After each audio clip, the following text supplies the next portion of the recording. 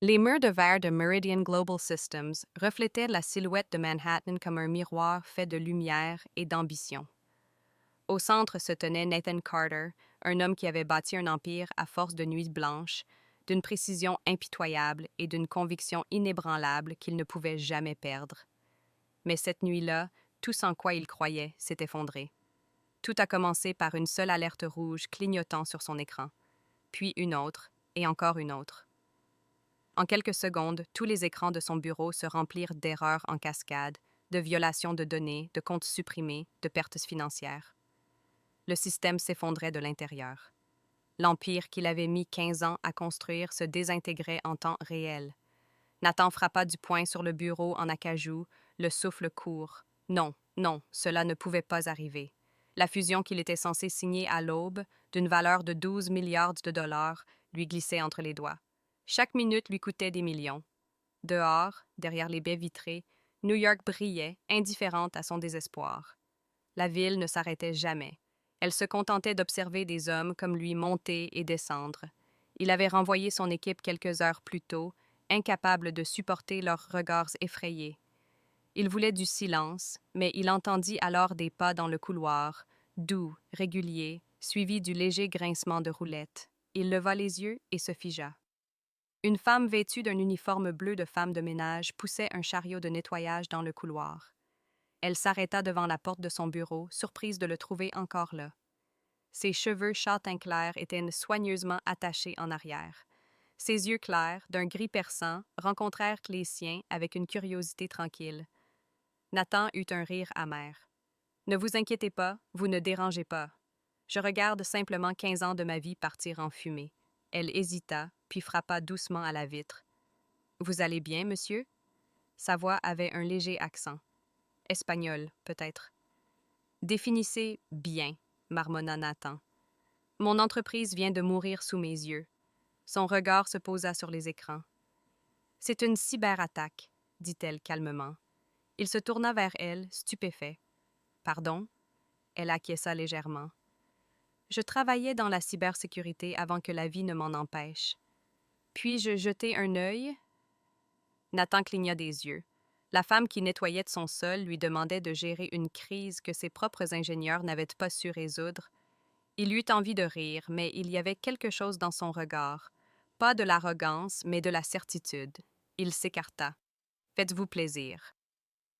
Elle s'assit et ses doigts se mirent à courir sur le clavier avec une assurance née de l'obsession. Son badge reflétait la lumière. Lucy Rivera. En quelques instants, elle accéda à des répertoires cachés dont Nathan ignorait même l'existence. Qui êtes-vous? Murmura-t-il. Quelqu'un qui refuse de laisser les choses mourir avant d'essayer de les sauver, répondit-elle sans lever les yeux. Vos serveurs de sauvegarde sont-ils reliés à votre ordinateur central? Non. Bien.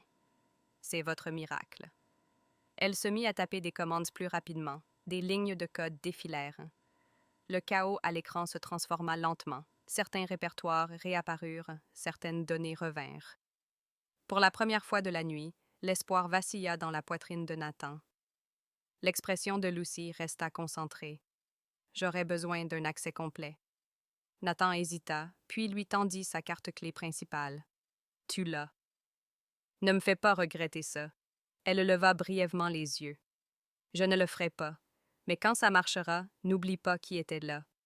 Cette pointe de confiance le fit sourire malgré tout. Marché conclu. Ensemble, ils descendirent au sous-sol, dans la salle des serveurs que Nathan appelait autrefois le cœur de Meridian Global. Un air froid les accueillit, bourdonnant d'électricité. Les yeux de Lucy balayèrent le labyrinthe de machines. Nous allons le ramener à la vie, dit-elle. Mais j'ai besoin de silence et de 6 heures. D'accord, répondit Nathan. Pour une fois, ce n'était pas lui qui donnait les ordres. Pendant qu'elle travaillait, il l'observait, imperturbable, infatigable. Chaque frappe résonnait comme un battement de cœur contre les murs. Les heures passaient, le café refroidissait. Lorsque l'horloge approcha 3 heures du matin, quelque chose changea. Les alertes rouges sur les écrans clignotèrent puis disparurent. Les répertoires furent restaurés. Les systèmes redémarraient. Attends, souffla Nathan. Est-ce réel? Lucy sourit faiblement. Votre empire respire à nouveau, Monsieur Carter. Il avait juste besoin d'un petit massage cardiaque. Nathan eut un rire tremblant, mi-incrédule, mi-soulagé. Comment puis-je vous remercier? Elle répondit. Réparez simplement ce qui ne fonctionne pas à l'extérieur du système aussi. Lorsque l'aube se répandit à travers les bouches d'aération, le réseau afficha un seul message. Système restauré avec succès.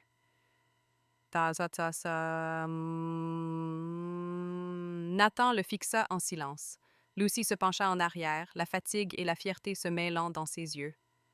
Félicitations, dit-elle doucement. Vous êtes de nouveau en vie, dit-il en se tournant vers elle. Non, nous le sommes.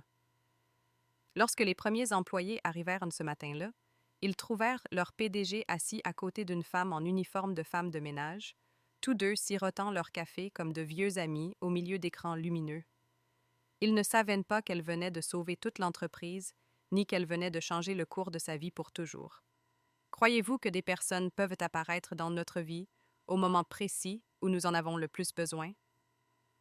Le lendemain matin, l'atmosphère au sein de Meridian Global Systems était différente de tout ce que Nathan Carter avait connu auparavant.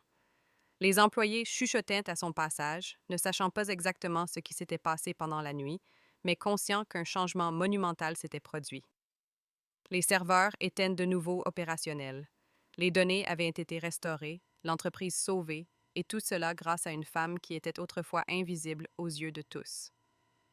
Lucy Rivera, Nathan réunit ses cadres supérieurs dans la salle de réunion, la lumière du soleil filtrant à travers les parois vitrées pendant qu'il parlait. Je voudrais vous présenter quelqu'un, dit-il d'une voix calme, mais avec un ton qui incitait tout le monde à l'écouter. Voici Lucy Rivera. Sans elle, rien de tout cela n'existerait aujourd'hui. C'était. L'équipe le regarda en silence, stupéfaite. La nouvelle responsable de la cybersécurité portait le même uniforme bleu que la veille. Elle avait les yeux baissés et les mains jointes. Ryan Campbell, le directeur technique de l'entreprise, croisa les bras. Vous dites que la femme de ménage a réparé ce qu'un service entier n'avait pas réussi à faire. Nathan soutint son regard sans ciller. C'est exactement ce que je dis. À partir d'aujourd'hui, Lucy dirigera une nouvelle division de cybersécurité. Elle rendra compte directement à moi. Les murmures dans la salle s'intensifièrent, Hunt. Ryan serra les mâchoires, mais il ne discuta pas. Devant tout le monde. Après la réunion, il rattrapa Nathan dans le couloir. C'est une erreur, dit-il d'un ton sec. Vous faites confiance à quelqu'un que vous connaissez à peine. Nathan se retourna lentement. Je sais ce que j'ai vu et je sais reconnaître les résultats quand je les vois. Elle a mérité cette chance. Il s'éloigna avant que Ryan n'ait le temps de répondre. Cet après-midi-là, Lucy revint dans le bâtiment, non plus en tant que femme de ménage, mais en tant qu'ingénieure. Son nouveau badge brillait tandis que les portes de l'ascenseur se refermaient derrière elle. Les mêmes personnes qui l'ignoraient auparavant s'écartaient désormais lorsqu'elle passait. Mais malgré son expression calme, elle sentait une pression silencieuse s'installer sur ses épaules. Tout le monde l'observait, attendant qu'elle échoue. Nathan la rejoignit au dernier étage, souriant, prêt pour le deuxième round. Elle acquiesça. Il la conduisit à travers les couloirs vitrés jusqu'à une petite pièce adjacente à son bureau, son nouvel espace de travail. Tout ce dont tu as besoin est ici, dit-il. Et Lucy, merci encore. Son regard s'adoucit. Tu n'as pas besoin de me remercier. Ne perds pas confiance quand les choses deviennent difficiles. Il sourit faiblement. C'est déjà vous qui me l'avez appris.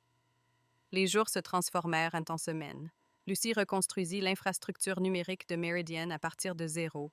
Elle mit en place de nouveaux protocoles, des systèmes cryptés et forma une petite équipe fidèle. Le redressement de l'entreprise fit la une des journaux. Les investisseurs revinrent. Les clients louèrent leur résilience. Pourtant, derrière ce succès, quelque chose clochait. Des activités étranges commencèrent à apparaître dans les journaux. Des pings inexpliqués, des transmissions cryptées vers des serveurs externes. Quelqu'un était toujours à l'intérieur. Un soir, longtemps après que les bureaux se soient vidés, Lucy resta pour examiner d'anciennes données d'accès. Nathan s'arrêta, toujours en costume, avec 2 tasses de café à la main. « Je me doutais que tu serais encore là, » dit-il. Elle accepta la tasse avec gratitude. « Quelque chose cloche, » murmura-t-elle en pointant l'écran. « Ces signatures correspondent à celles de l'attaque. mais elles proviennent désormais de l'intérieur de notre réseau. L'expression de Nathan se durcit. Tu veux dire que quelqu'un dans l'entreprise est derrière tout ça? Je ne peux pas encore le prouver, répondit-elle. Mais qui que ce soit, cette personne connaît trop bien ce système. Le lendemain, elle commença discrètement à retracer les intrusions. Toutes les pistes disparaissaient derrière des racines proxy et des identifiants falsifiés. Mais un schéma ressortait, un appareil qui se connectait tard dans la nuit avec une autorisation administrative. Lorsqu'elle recoupa les horodatages, un nom réapparut à plusieurs reprises, Ryan Campbell. Son pouls s'accéléra. Elle soupçonnait que son hostilité allait au-delà de la jalousie, mais voilà la preuve. Ce soir-là, Lucy entra dans le bureau de Nathan avec une clé USB. « Il faut qu'on parle, dit-elle. Il comprit à son ton qu'il ne s'agissait pas de code. Elle brancha la clé sur son ordinateur et les journaux remplirent l'écran. « Ils proviennent de nos serveurs internes, dit-elle. Ryan a utilisé ses identifiants pour accéder à des données confidentielles pendant la nuit de la violation. Il a redirigé les autorisations et supprimé les enregistrements par la suite. C'était lui le point d'entrée. » Nathan fixa les preuves en silence. « En es-tu absolument certaine? »« Oui. J'ai vérifié 2 fois les métadonnées. Il a essayé de le cacher, mais pas assez bien. » Nathan se leva lentement et fit les 100 pas dans la pièce. « Si cela venait à être divulgué, nous perdrions à nouveau nos investisseurs. Le conseil d'administration paniquerait, la presse nous mettrait en pièces. »« Alors, nous ne divulguons rien pour l'instant, » dit Lucy. « Nous le laissons croire qu'il est toujours en sécurité. Donnez-moi le temps de découvrir pour qui il travaille. » Nathan s'arrêta et la regarda. L'admiration se mêlait à l'inquiétude. « C'est dangereux. » Elle sourit faiblement. « Tout comme me faire confiance la première nuit. Mais vous l'avez faite. » Au cours des jours suivants, Lucy joua silencieusement au chat et à la souris. Elle suivit les activités de Ryan, mettant en place des systèmes leurres qui imitaient des bases de données précieuses. Chaque frappe sur le clavier révélait davantage ses méthodes. Elle dormit à peine. Plus elle en découvrait, plus il devenait évident que Ryan ne travaillait pas seul. Quelqu'un au-dessus de lui avait orchestré toute l'attaque. Tard dans la nuit, alors qu'elle s'apprêtait à partir, son téléphone vibra. Un numéro inconnu s'afficha à l'écran. Le message disait « Arrête de fouiller ou tu le regretteras ». Lucy se figea. Son reflet la fixait depuis la vitre sombre, calme mais provocante. Elle transféra le message à Nathan et verrouilla son téléphone. Lorsqu'il appela quelques secondes plus tard, sa voix était aiguë. « Ça va? »« Je vais bien, » répondit-elle, « mais cela prouve que nous sommes proches du but. » Il expira lentement. « Alors nous gardons une longueur d'avance sur eux. » Le lendemain matin, Lucy arriva tôt. Dans le parking, elle remarqua quelque chose d'étrange, un petit appareil noir sous le pare-choc de sa voiture. Elle se baissa. C'était un traceur GPS. Sa poitrine se serra. Celui qui était derrière tout ça savait où elle habitait, où elle allait, chacun de ses mouvements. Elle l'apporta directement au bureau de Nathan. Il le regarda, horrifié. « Il faut appeler la police. »« Pas encore, » dit-elle fermement. « Si nous les alertons, les personnes derrière tout ça disparaîtront. Faisons-leur croire que je ne suis toujours pas au courant. Tu transformes ça en piège, réalisa-t-il. Elle acquiesça. Exactement. Cette nuit-là, ils restèrent dans le bâtiment longtemps après que tout le monde soit parti. Lucy travaillait à son bureau, faisant semblant d'être absorbée par un faux dossier rempli de données fictives. Nathan attendait dans son bureau plongé dans l'obscurité, observant à travers les parois vitrées. La tension était suffocante. Puis, à 23h40, les caméras de sécurité clignotèrent. Quelqu'un était à l'intérieur. La porte du bureau s'ouvrit en grinçant. Ryan Campbell entra, un dossier à la main. « Lucy, » dit-il d'un ton trop désinvolte, « tu travailles encore tard. »« Comme toujours, » répondit-elle sans se retourner. « Et tu viens juste récupérer quelque chose que j'ai oublié. » Il s'approcha lentement du bureau, son reflet flottant derrière elle sur l'écran. « Tu t'es fait un nom, n'est-ce pas? La nouvelle favorite du PDG. »« Je fais juste mon travail, » dit-elle calmement. « C'est drôle, » dit-il. « Ton travail semble consister à fouiller dans le mien. » Il tendit la main vers la souris de son ordinateur. « Ne touche pas à ça, » l'avertit-elle doucement. À ce moment-là, la lumière s'alluma. Nathan sortit de l'ombre. « C'est fini, Ryan. » Ryan se figea, les yeux rivés sur eux. « Tu crois savoir ce qui se passe? Tu n'en as aucune idée. Meridian a vendu son âme il y a des années à des gens qui se moquent de ceux qui brûlent tant qu'ils en tirent profit. Tu veux dire Neuroline Systems? dit Lucy en observant son visage. Son silence confirma tout. Ils t'ont payé pour nous détruire. Ryan rit amèrement. Détruire? Non. Dénoncer. Vous n'êtes que des pions. Vous le verrez bien assez tôt. Il enfonça le dossier dans la poitrine de Nathan et sortit en trombe. Les agents de sécurité se lancèrent à sa poursuite, mais lorsqu'ils atteignirent l'ascenseur, il avait disparu. Les caméras s'éteignirent en quelques secondes plus tard. Lucy serra les poings. Il savait comment couper les flux. Nathan expira. Nous le trouverons. Nous le devons. À l'aube, le code de Lucy retraça une piste numérique de transfert crypté menant à une société anonyme en Californie. Elle leva les yeux vers Nathan. C'est plus grave que Ryan. Neurolines achète des personnes au sein de notre entreprise, peut-être même nos investisseurs. Ils veulent prendre le contrôle de l'intérieur. Nathan se frotta les tempes. Et maintenant, nous les dénonçons, dit-elle. Mais à nos conditions. Il l'observa longuement. Tu te rends compte que cela pourrait nous détruire tous les deux? Elle sourit doucement. Ou cela pourrait enfin remettre les choses en ordre. Dehors, l'horizon de New York commençait à s'illuminer avec les premières lueurs du matin.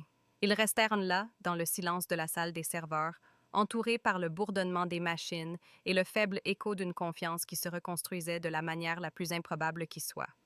Nathan posa la main sur son épaule. « Lucy, quoi qu'il arrive, je veux que tu saches que je te fais confiance. » Sa voix était à peine plus forte qu'un murmure. Alors faisons en sorte que cette confiance en vaille la peine. Pensez-vous que Nathan avait raison de faire entièrement confiance à Lucy après tout ce qui s'était passé? La semaine suivante, Meridian Global Systems semblait calme en apparence, mais Nathan et Lucy savaient que la tempête était loin d'être terminée. Ryan Campbell avait disparu, et toutes les pistes qu'il suivait les ramenaient à Neuralink Systems, la même société rivale qui cherchait désormais agressivement à récupérer les clients de Meridian. Le conseil d'administration exigeait des réponses, les médias spéculaient sur une corruption interne, et la confiance de Nathan dans ses employés vacillait. Seule Lucy restait imperturbable, l'esprit vif malgré des nuits blanches. Un soir, Lucy examinait des communications cryptées lorsqu'elle repéra quelque chose de familier caché au plus profond du réseau. « C'est Valeria Stone », murmura-t-elle, réalisant que la directrice financière était impliquée depuis le début. Elle transmettait des données confidentielles à Neuroline par l'intermédiaire d'une société de conseil externe appelée North Park. Lucy alerta immédiatement Nathan. « C'est elle qui leur a ouvert la porte, » dit Lucy d'une voix froide. Nathan se figea. « Valerie, je la connais depuis des années. Elle est avec moi depuis le début. »« C'est ce qui rend la situation si dangereuse, » répondit Lucy. « Personne ne soupçonne la loyauté jusqu'à ce qu'elle se transforme en trahison. » Nathan accepta de la confronter, mais Lucy insista pour qu'il rassemble d'abord des preuves. Pendant 3 jours, elle mit en place un piège numérique, un serveur isolé qui imitait le système financier de Meridian, rempli de fichiers, leurres et de traceurs. L'appât était parfait. La 4e nuit, le système a émis un signal. Quelqu'un était à l'intérieur. Lucy regarda l'écran s'illuminer avec les commandes provenant des identifiants de Valérie. Elle suivit le signal jusqu'à un bureau dans le sud de Manhattan. « Elle est là-bas en ce moment même, » dit Lucy. Nathan n'hésita pas. « Nous mettrons fin à tout cela ce soir. » Ils roulèrent dans les rues désertes de la ville. Le silence était pesant entre eux. Lorsqu'ils arrivèrent à l'adresse, un élégant bâtiment en verre se dressait devant eux. À l'intérieur, les lumières étaient encore allumées. Lucy connecta son ordinateur portable au réseau du bâtiment depuis le hall d'entrée et confirma. Valérie était connectée à l'étage. Nathan serra les poings. « Reste derrière moi. »« Non, » dit Lucy. « Nous faisons cela ensemble. » Ils trouvèrent Valérie dans un bureau d'angle, parfaitement calme, comme si elle les attendait. « Nathan, » dit-elle d'un ton presque chaleureux. « Vous ne devriez pas être ici, » dit-il en s'avançant. « Vous nous avez trahis. Vous m'avez trahi, » dit-elle avec un léger sourire. « Je n'ai détruit que ce qui était déjà en train de pourrir. Neuroline m'a offert la liberté, quelque chose que vous ne m'avez jamais donné. La liberté ne vient pas de la trahison, dit Lucy d'une voix calme mais ferme. Valérie se tourna vers elle. Et vous, mademoiselle Rivera, la faiseuse de miracles, tu ne te rends pas compte que tu n'es qu'un pion? Quand tout cela sera terminé, ils t'oublieront aussi.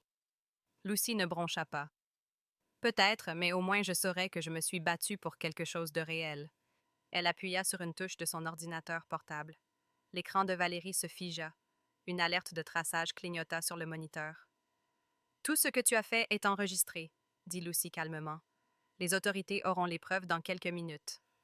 L'expression de Valérie vacilla pour la première fois. Vous pensez que cela s'arrête avec moi? Murmura-t-elle. Il y a des gens bien plus puissants que vous ne pouvez l'imaginer. Peut-être, répondit Nathan, mais ce soir, cela s'arrête avec vous. En quelques minutes, des agents fédéraux arrivèrent, menés par le conseiller juridique de Nathan. Valérie n'opposa aucune résistance. Alors qu'ils l'escortèrent dehors, elle se tourna vers Lucy. Profite de ta victoire tant qu'elle dure. Les héros tombent toujours plus bas. Le lendemain matin, l'histoire fit la une de tous les grands médias. Le directeur financier de Meridian arrêté pour espionnage industriel lié à Neuroline Systems. Les investisseurs retinrent leur souffle, mais quelque chose d'inattendu se produisit. L'opinion publique se rangea du côté de Nathan et de son entreprise. Les gens admirèrent la façon dont ils avaient fait face à la trahison avec transparence.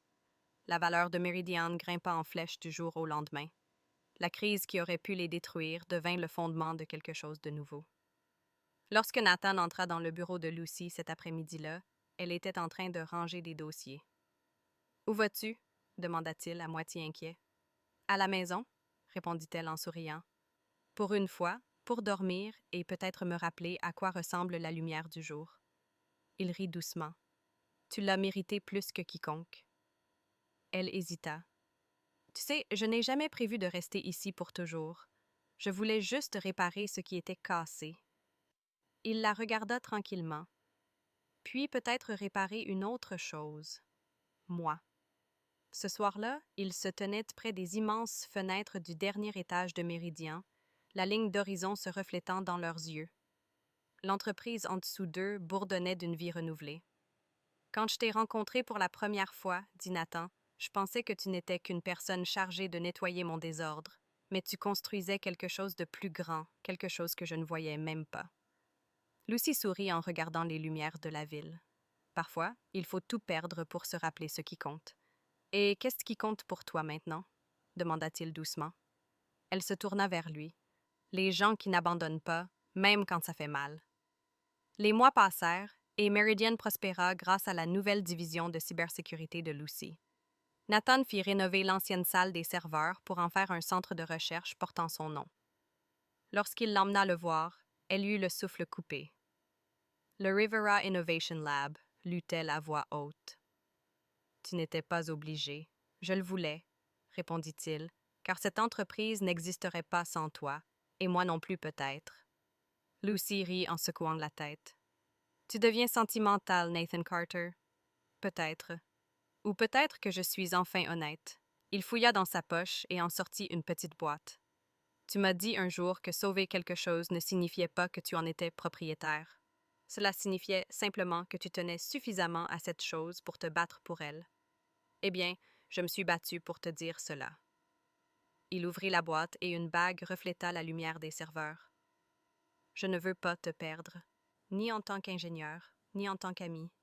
Je veux que tu restes parce que tu l'as choisi. » Les yeux de Lucy se remplirent d'émotion. « J'ai fait ce choix il y a longtemps, » dit-elle doucement. « Tu ne l'avais simplement pas remarqué. » Nathan sourit et glissa la bague à son doigt. « Alors je fais enfin attention. » L'histoire de la renaissance de Meridian s'est répandue bien au-delà de Wall Street. Elle est devenue un conte sur la rédemption, la confiance et le pouvoir du courage ordinaire. Les investisseurs ont qualifié cela de miracle. Mais pour Nathan et Lucy, il ne s'agissait pas de chiffres. Il s'agissait d'apprendre que parfois, les personnes les plus extraordinaires sont celles que personne ne voit jusqu'à ce que tout s'écroule. Ce soir-là, ils sont sortis ensemble du bâtiment sous une pluie fine, les lumières de New York scintillant autour d'eux. Pour la première fois depuis des années, Nathan ne pensait pas au cours de la bourse ni à la concurrence.